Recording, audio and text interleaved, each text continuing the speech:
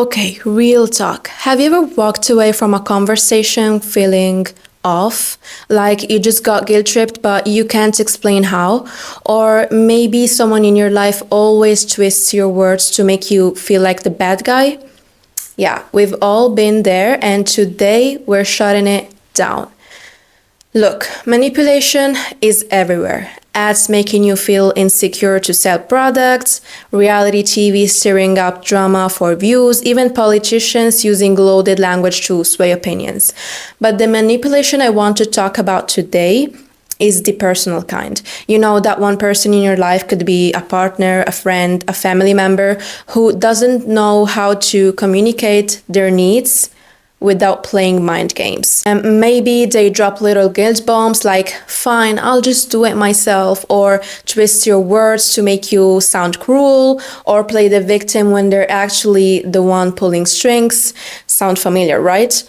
Good news, you're not crazy and you're not stuck dealing with it. In this video, we're breaking down exactly how to spot emotional manipulation and how to disarm it without becoming the villain in their story. Because people who manipulate, they are terrified of direct communication. And once you know how to flip the script, they either change or disappear. Either way, you win.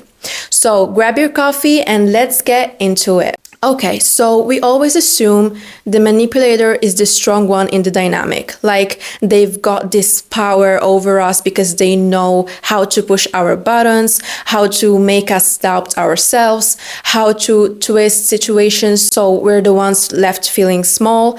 But here's the reality check. Manipulators are the most insecure people in the room.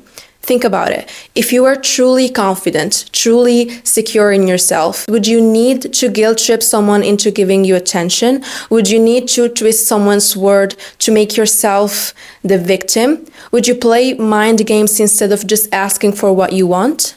No, because secure people don't need to manipulate. They don't live in fear that if they don't control every interaction, they'll be abandoned or exposed. But manipulators, they are terrified. Terrified of being seen as needy, terrified of being told no, terrified of being unimportant. So they create this illusion of control because the alternative, being vulnerable and trusting that people will care about them without forcing them, feels way too risky. And the irony, the more they try to force connection through manipulation, the more they push people away. Because healthy people don't stick around for mind games. So they end up alone, convinced it's because they weren't manipulative enough. When really it's because they refuse to just be real. That's why pity is the most powerful response. Not anger, not frustration, pity. Because when you see their behavior for what it is, which is a desperate attempt to feel safe, you realize their need to control you isn't about you at all. It's about their own inability to trust, and they are not some mastermind. They are actually stuck in a cycle of their own making. The power you thought they had, it was never real. It was just fear dressed up as confidence. So next time someone tries to manipulate you, instead of feeling small, try this. Look at them and think, wow, you must be so scared to act like this. Because that's the truth they don't want you to see. So, as I said, pity changes everything. Because here's the secret no one tells you. You can't out-manipulate a manipulator, but you can outgrow their games. And it starts with that shift from seeing them as this intimidating, all-powerful figure to realizing they're just sad. Not sad for them, just sad about them. Think about it like this. When a kid starts crying because you won't give them candy, you don't feel threatened. You might feel annoyed, exhausted, even angry, but you don't walk away thinking, wow, that child is so much more powerful than me. You know, their outburst comes from helplessness and not from strength. Manipulators, same energy. Let's talk about why pity is your secret weapon. When someone tries to manipulate you with guilt, with mind games, with all that emotional nonsense, It only works if you feel something, if their words hook into your fear, your insecurity, your need to be liked. That's what they want. They need you to react. But pity doesn't give them anything. It's not anger, it's not hurt, it's not even frustration. It's just, oh, you're doing this again. That shift from feeling targeted to feeling unimpressed is everything. Because once you truly see their behavior for what it is, desperation and not power, your emotions stop getting tangled up in theirs. You stop worrying if you're the bad guy, you stop scrambling to fix their feelings, you stop giving them the reaction they feed on. Pity is emotional control. It's the quiet understanding that their games have nothing to do with you and everything to do with their own inability to just be real. And when you really get that, their words lose all weight. But pity isn't the only thing that gives you emotional control. It helps, sure, but the real power, it comes from knowing yourself so well that their little games just don't stick anymore. Because manipulators don't actually control you. What they do is find the parts of you that are still unsure, still wounded, still craving validation, and they push those buttons over and over. That's why emotional control is so damn important, because if they can get a reaction, they win. And then it's, see, you're too emotional, you're overreacting, you're the crazy one, you're the problem. That's how they flip it every single time. But when you know yourself, when you're like, I see what you're trying to trigger and I'm not playing, they lose access. That moment you pause and go, wait, why does this comment bother me so much? Or why do I feel like I need to prove something to this person? That's where the shift happens. You start realizing that your reactions aren't random. They are old patterns, old wounds. Maybe it's your fear of being rejected or not being good enough or always needing to be the nice one. And when you start recognizing those patterns, it becomes way easier to stay grounded in the moment. You're not reacting from the wound, you're responding from awareness. Okay, so a lot of people totally misunderstand what emotional control actually is. Like they think it means you're supposed to never cry, never get mad, always be the calmest, most unbothered version of yourself 24/7. But that's not it. That's not real. Real emotional control, it's not about not feeling things, it's about feeling everything and still choosing not to act from that feeling. That's it. It's the ability to sit with the emotion without letting it run the show. Now, here's where it gets interesting. There are layers to emotional control, and most people get stuck on the first one. First layer, the surface stuff. This is where you're just trying to not react on the outside. You're holding back tears, biting your tongue, forcing a smile while they're being a whole mess. Like they say something cruel and you're like, I will not cry, I will not yell, I will not chase after them when they go cold. And yeah, it's a step up from exploding, but you're actually still in reaction mode. You're still managing yourself because of them.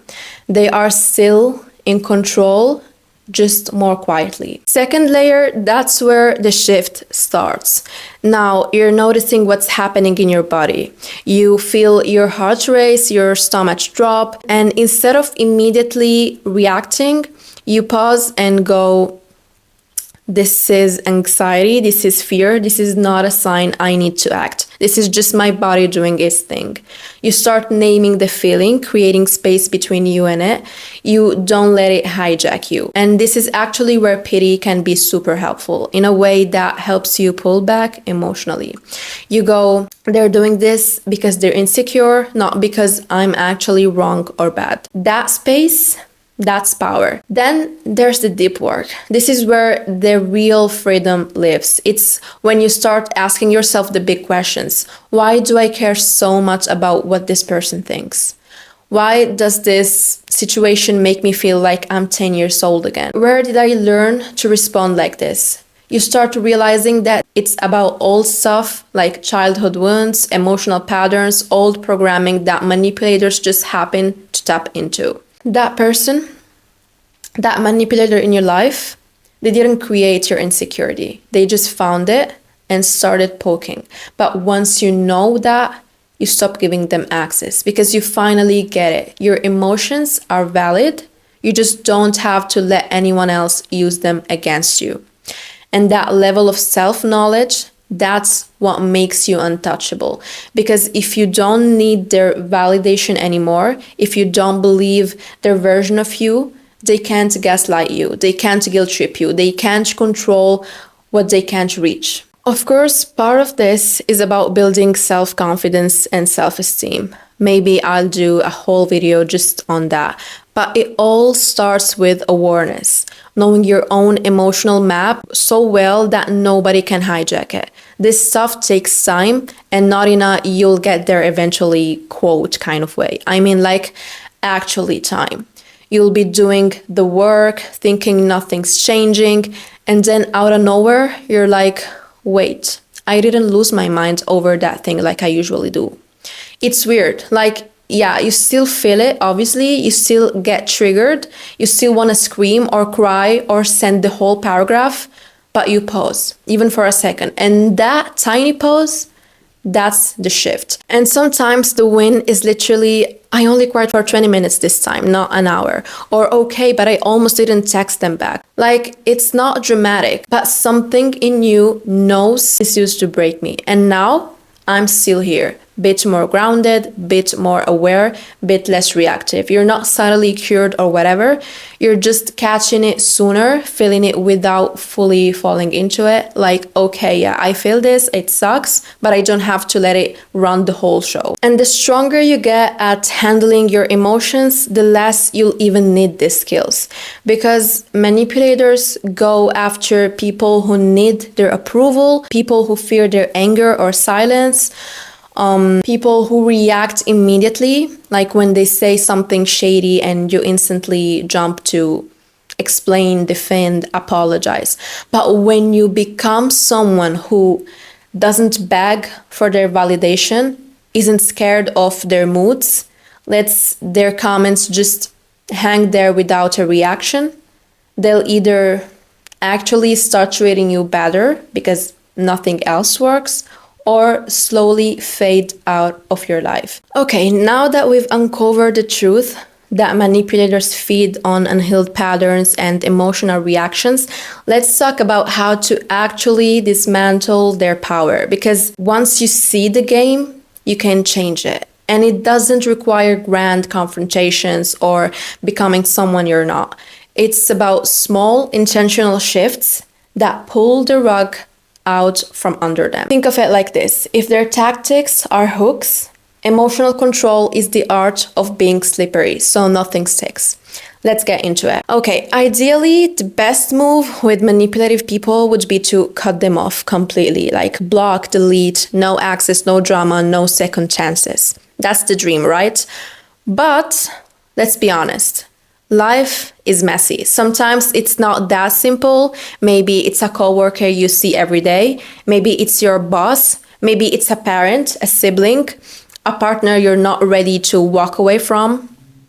Maybe it's someone you have to deal with for now, even if every cell in your body is screaming, girl, run. And that's exactly why I'm giving you these tactics. Because while you're still in it, whatever the situation is, you don't just want to survive the manipulation, you want to flip the script. You want to stay calm, stay sharp, and let them be the ones losing control when their usual games don't work on you anymore. Okay, first thing, let me break it down with a story because this actually came up the other day and it was chef's kiss. So I was talking to this girl the other day, super sweet, total angel, but she's been dealing with this guy who's just textbook manipulator, like classic make you feel bad so you do what he wants type, like you know the kind.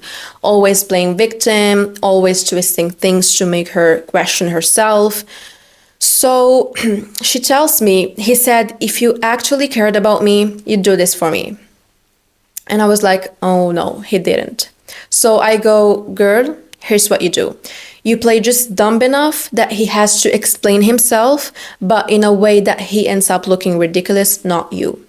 So imagine this. Instead of getting defensive, which is exactly what he wants, by the way, you just hit him with a super calm, super chill, wait, I'm confused. How does not doing this thing mean I don't care about you?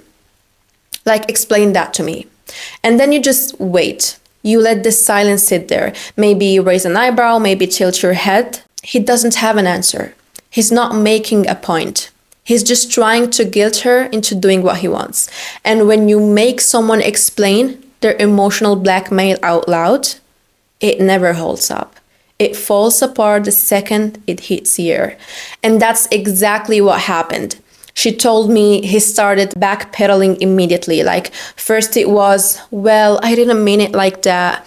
Then you're taking it the wrong way, which is basically manipulator code for this isn't working anymore.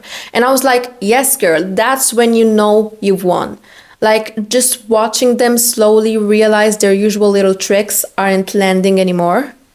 That's the real victory. And the best part, it works with everything. If they say everyone thinks you're being dramatic, you go with, oh, weird. Who's everyone? Like, name names. Who's everyone? If they say you're so sensitive, you go with, what did I say that made you think that? Trust me, they won't know. If they say you owe me this, you just smile and go, how do you figure? Like, walk me through your logic there. The key is to stay totally calm and curious, like you genuinely don't get it, even though you 100% do. And it drives manipulators insane because their whole power comes from you feeling guilt or shame. And when you don't take the bait, it all falls apart. You don't have to argue, you don't have to raise your voice, you don't even have to get mean. Just let them talk, let them do all the work, and watch them fumble their own manipulation right into the trash. It's honestly kind of fun once you get the hang of it. Okay, babe, let's keep it going because sometimes you don't even have to say anything. Like, literally, sometimes just being silent does all the work for you. Manipulators hate silence. It's like garlic to vampires. They want you to react, argue, explain yourself, defend yourself, because the second you open your mouth, they can twist it. But when you just don't, when you sit there all calm and unbothered, that is the real power move. Like, real life example. They hit you with, wow, I guess this just isn't important to you. You? Nothing. Not even a blink. Give it 5 seconds, 10 max, and watch them fidget. Watch the fake confidence slip. Because now they have to keep talking to feel the awkwardness they created. And the more they talk, the more obvious it gets that they're reaching. Or they say, I just think it's funny how you never blah blah blah. You know that one. Don't even give them a what do you mean? Just stare or look away. Let them hear the echo of their own pettiness. They'll either start rambling, backtracking, or getting flustered like, I mean, not in a bad way, just another one. You clearly don't care about my feelings. Don't defend yourself. Don't explain. Just pause, breathe, let the silence hang in the air. Because if they're bluffing, they will start explaining why they said that. And in the explanation, that's where the manipulation leaks out. I mean, I'm not trying to start a fight. I just feel like I care more than you do sometimes. Maybe I'm being dramatic, but yes, you are. And now you said it, not me. Silence forces them to show their hand, saying, I'm not giving you the reaction you want. I'm not jumping through hoops, and I'm not defending myself against something you made up. They start getting louder, more dramatic, more desperate, because the silence is screaming louder than words ever could. All right, next point. And this one, it works especially well when you're dealing with gaslighting. Don't correct them. I know it sounds counterintuitive, but that's the trick. When someone's trying to gaslight you, twist the story, rewrite history, make you doubt your own memory, they're expecting you to push back, to defend yourself, to go, that's not what happened, or I never said that. Because the second you do, they've dragged you into the argument they control. So instead, you flip the script. You stop trying to correct the lie and you start letting it sit there, awkward, obvious, and unsupported. You literally agreed to this last week. Don't you remember? You 100% did not agree on that, by the way. I remember it differently. Period. No explanation, no arguing, just plant that seed of doubt back in their lap. You're imagining things again. You always do this. Okay. Yes, just okay. Delivered with the calmness of someone who knows the truth and doesn't need to prove anything. And now they are losing control because they need you to defend yourself so they can start poking holes in it. But you gave them nothing. Now they're stuck holding the lie alone. The power in this is that you're refusing to play their game. You're not in a courtroom, you're not cross-examining or being cross-examined. You're just calmly standing in your truth, like, I know what I said, I know what I did, and I am not entertaining your rewrite. That doesn't just work in romantic relationships either. This works with friends, family, co-workers, literally anyone trying to twist things to make you question yourself. And listen, I know some of you will say like you're just being passive, and no, you're just being unavailable for manipulation. That's the difference. You're not ignoring what they're doing. You're just refusing to carry the burden of proving your reality to someone who's trying to distort it on purpose. So, next time someone pulls the gaslight card, don't match their energy, don't argue, don't explain. Just respond like, interesting, I don't remember it that way. Okay, if you say so, with the face, you know that face, And then just stop talking. Let them do the scrambling, because once they realize that tricks don't work on you anymore, game over. Okay, so here's another move that's low-key genius. You know when someone's trying to manipulate you and they just start word vomiting all over the place?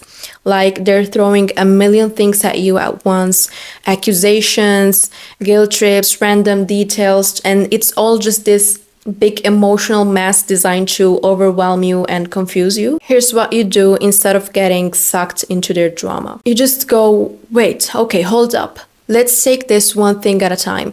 You said A, B, and C. So first, explain A.